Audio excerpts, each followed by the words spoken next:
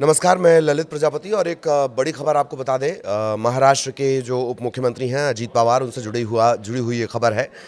करीब 66 साल की उम्र में उनका एक विमान हादसे में एक एक्सीडेंट में निधन हो गया है। वे बारामती जा रहे थे। महाराष्ट्र में जो पंचायत चुनाव हैं उसे संबोधित करने के लिए, एड्रेस करने के लिए मुंबई से बारामती, जो करीब 200-250 किलोमीटर के आसपास है, वहाँ पर वो संबोधित करने के लिए जा रहे थे अपने प्लेन के ज़रिए। और उसी दौरान जो विमान है वो हादसे का शिकार हो गया है। 5 लोग इसमें सवार थे, उनमें उनके जो सुरक्षा सहायक हैं वो भी शामिल हैं और जो 2 पायलट थे वो भी इसमें शामिल हैं, उनकी भी जान चली गई है। अजित पवार का जो आइडेंटिफिकेशन हुआ, उनकी जो शिनाख्त हो पाई, वो उनकी घड़ी के ज़रिए हुई है। जो प्रत्यक्षदर्शी हैं वो क्या कह रहे हैं वो भी हम आपको सुनवा रहे हैं, और फिर एक लेटेस्ट वीडियो आया उसके बारे में हम आपको जानकारी देंगे। तो घड़ी के ज़रिए उन्हें आइडेंटिफाई किया जा सका। ते आम्ही मुलाला फोन करायला सांगितला होता, पण त्यांनी कोणाला केला माहीत नाही। असं पट्टीवरती लोक असतात ना, वॉचमन, त्यांना केला होता। एरोप्लेन ती वरची मावशी, आणि काय पाहिलं तुम्ही? आम्ही बाहेरच काम करत होतो, त्यावेळेस विमान आलं आणि एकदा फेरी घेतली, नंतर उतरायचं होतं, पण ती वर असं चढलंच नाही त्या पट्टीवरती।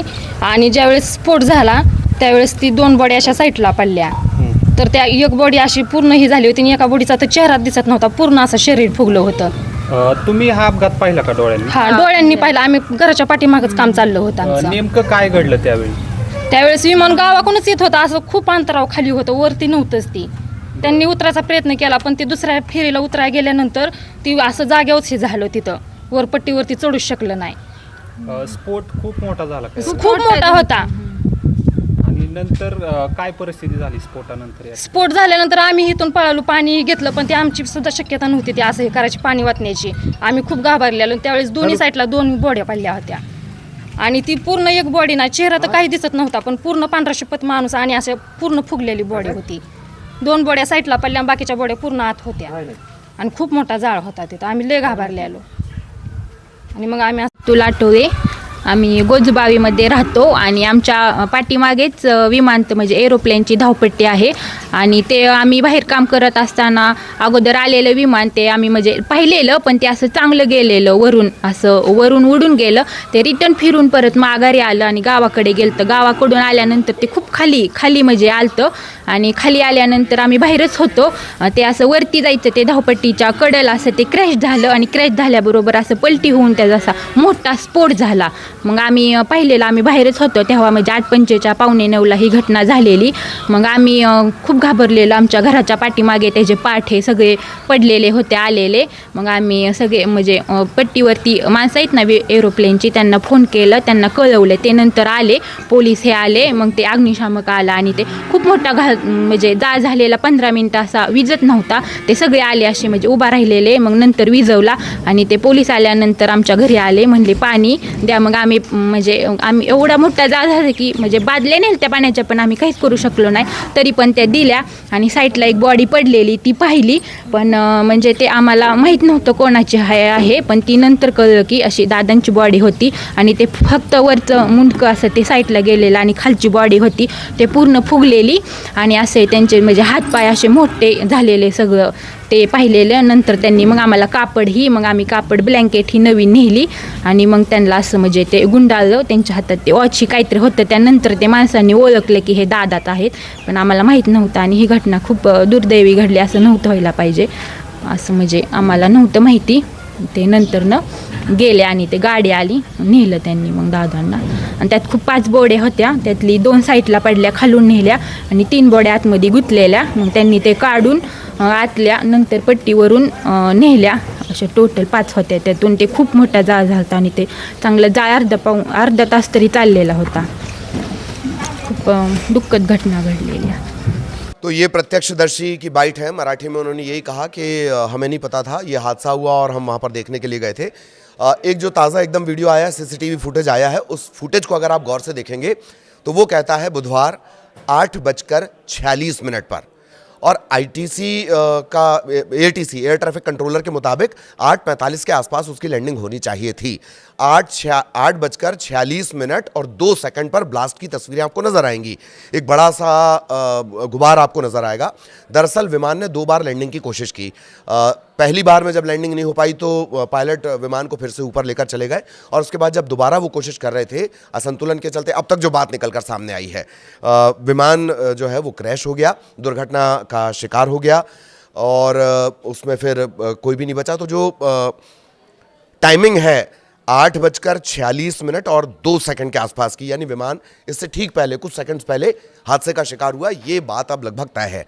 8:11 के आसपास उन्होंने मुंबई के छत्रपति शिवाजी इंटरनेशनल एयरपोर्ट से उड़ान भरी थी और बारामती में उन्हें लैंड होना था। 45 मिनट करीब का ये रास्ता है, लेकिन काल के आगे शायद किसी की नहीं चलती। बारामती में दुर्घटनाग्रस्त ये हो गया है। अगर इस विमान की बात कर ली जाए, ये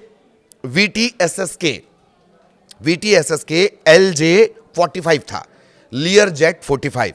ख़ास बात कि ये 16 साल पुराना विमान था और जो कनाडाई विमान कंपनी है बॉम्बार्डियर, उसके लिए जो लियर जेट विमान बनाए जाते हैं उसका कई चार्टर कंपनियां इस्तेमाल करती हैं।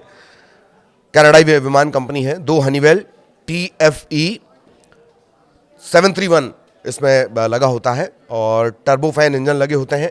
एक बार में 8 यात्री इसमें यात्रा कर सकते हैं और करीब 3000 किलोमीटर की रेंज में ये तेज़ी से उड़ान भरता है। ख़ास बात 2010 से ये जो विमान था, मतलब 16 साल पुराना ये विमान था जो हादसे का शिकार हुआ है। और इसी के साथ वो फहरिस्त भी लंबी हो जाती है कि किन किन राजनेताओं को भारत ने खोया है इस तरह के विमान हादसों में। ये भी हम आपको जानकारी देते हैं। 7 महीने पहले ही, करीब 7 महीने हो गए हैं, विजय रूपाणी जो है वो विमान हादसे का शिकार हुए थे, एयर इंडिया का जो प्लेन क्रैश हुआ था। तो ये लंबी चौड़ी लिस्ट है।